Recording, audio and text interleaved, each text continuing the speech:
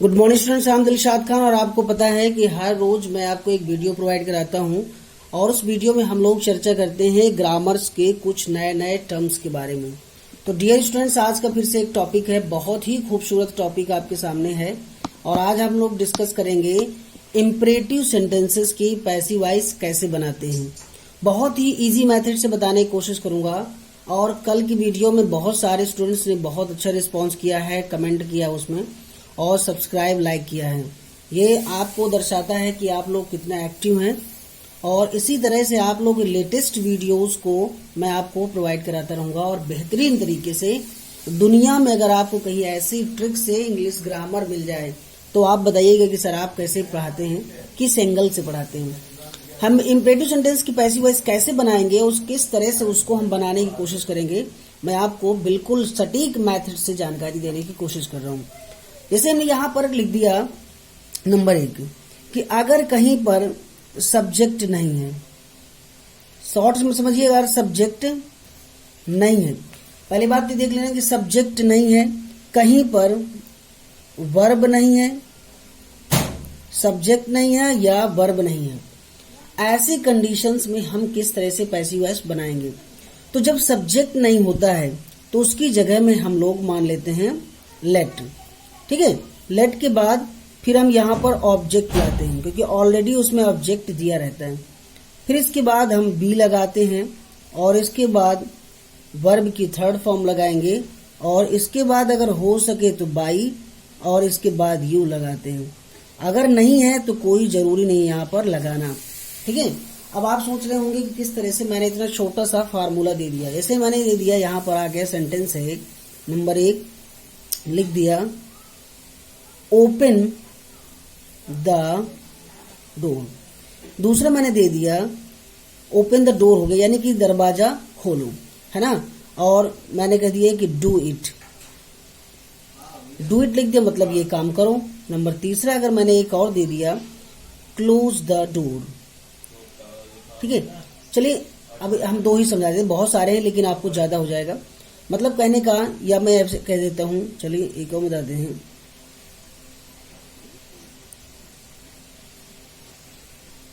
Read the Ramayan. Dear students, ये मत सोचो कि यहाँ पर एग्जाम्पल आपको कम दिए जा रहे हैं, एग्जाम्पल यहाँ पर बहुत सारे होते हैं, लेकिन बस आपको थोड़ा सा ध्यान रखने वाली बात ये होती है कि आप उनको किस तरह समझेंगे। मैं यहाँ तीनों समझा रहा हूँ और आप इससे 1,00,000 1,000 आप एग्जाम्पल बना लेंगे। जैसे यहाँ लिखा ओपन द डोर, कितना आसान है। यानी ओपन क्या है, हमारी वर्ब है। किसी बच्चे ने पूछा कि सर हम कैसे पहचानेंगे कि वर्ब क्या है, तो बेटा जब किसी वर्ड्स में ना, नी और ने आ जाएं तो वो वर्ब होती है। जैसे कि खोलना, लिखना, पढ़ना, सोना, है ना, यानी खाना, है ना, ड्रिंक, पीना। इस तरह से जब ना शब्द लास्ट में आ जाते हैं तो हम उनको समझ जाते हैं कि ये क्या है, ये हमारी वर्ब्स होती है। अच्छा, ऑब्जेक्ट क्या है, किसको खोला जा रहा है, ऑब्जेक्ट कैसे पहचानते हैं, किसको खोला जा रहा है, दरवाजा खोला जा रहा है, ये ऑब्जेक्ट हो गया और ये क्या हो गया, हमारा वर्ब हो गया। हमने कहा कि सब्जेक्ट नहीं है, यहाँ पर सब्जेक्ट देखिए नहीं, और जब सब्जेक्ट नहीं होता, ठीक है, जब सब्जेक्ट नहीं होता तो हम लगाते हैं लेट। तो हमने यहाँ क्या लगा दिया, लेट। ठीक है, इसके बाद हम क्या लाएंगे, यहाँ पर दिया है ऑब्जेक्ट, ऑब्जेक्ट हमारा क्या है, the door, let the door. फिर इसके बाद क्या है हमारा बी।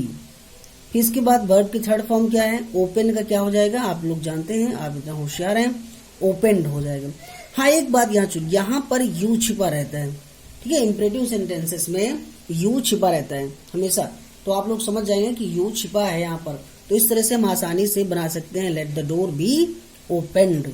अब यहाँ छोटा से लिखा है डू इट, यह करो, ऑब्जेक्ट है ये, डू एक वर्ब है, करना, और डू हेल्पिंग वर्ब भी होती है।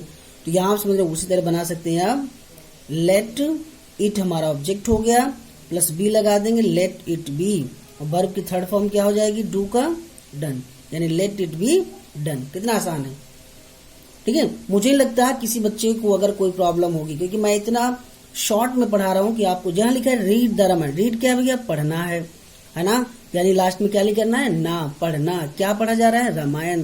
तो द रामायण हमारी होली बुक है, तो ये हमारा ऑब्जेक्ट है, ये वर्ब है, सब्जेक्ट नहीं दिया, यानी हमें वर्ब और ऑब्जेक्ट ही मिल रहे हैं, सब्जेक्ट नहीं मिल रहा, तो वहां पर हम लेट लगा देते हैं। क्लियर? हाँ, चैनल को थोड़ा लाइक भी कर दिया करो यार, मजा आती है, और सब्सक्राइब करिए करो, बहुत मजा आती है। तो यहां पर क्या करना है, हम लाएंगे लेट।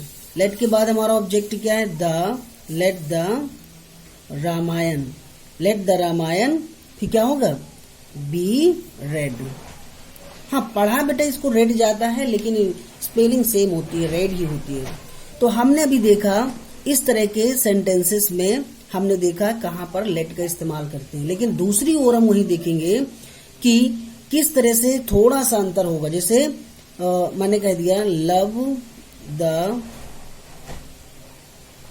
चिल्ड्रन, एक सेंटेंस ये हो गया, दूसरा हो गया हेल्प द पुअर। अब देखिए दोनों सेंटेंस में सब्जेक्ट नहीं, आप लोग सोच रहे होंगे सर बिल्कुल सेम आ गया है, लेकिन इनमें ये याद रखना है कि इनमें ये भाव निकल रहा है। अगर आपको ये भाव निकल रहा हो, कौन सा भाव निकल रहा हो, सजेशन,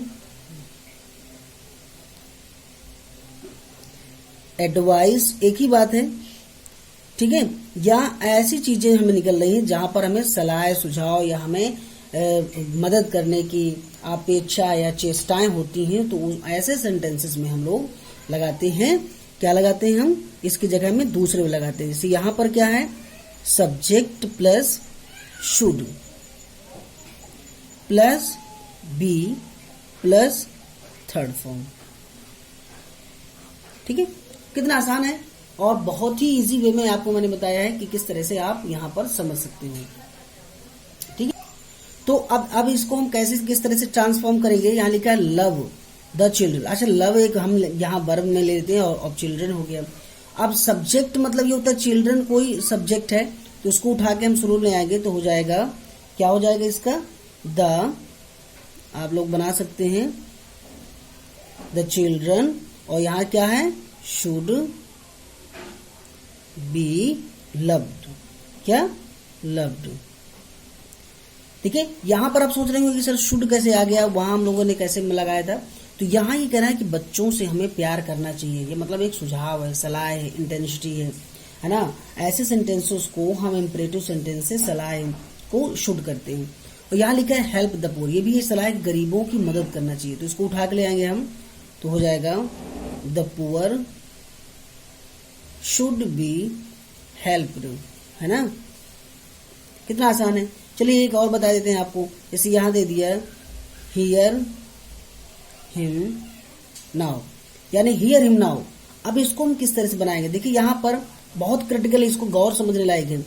अब ये बेटा ऑब्जेक्ट की तरह यूज हुआ है और ये वर्ब की तरह यूज हुआ है। अब जब हिम को हम सब्जेक्ट, जैसे आपको पता है ही का ऑब्जेक्ट होता है हिज और सब्जेक्टिव होता है हिम, तो जब हिम ऑब्जेक्टिव इसको सब्जेक्टिव बनाएंगे तो क्या हो जाएगा, ही हो जाएगा। ठीक है, ये आपको मेरे चैनल में जाकर के नरेशन पार्ट 1 में देख सकते हैं आप। तो जब इसको उठा के यहाँ लाएंगे तो ये हो जाएगा हमारा ही, और यहाँ लिखा है हियर, है ना।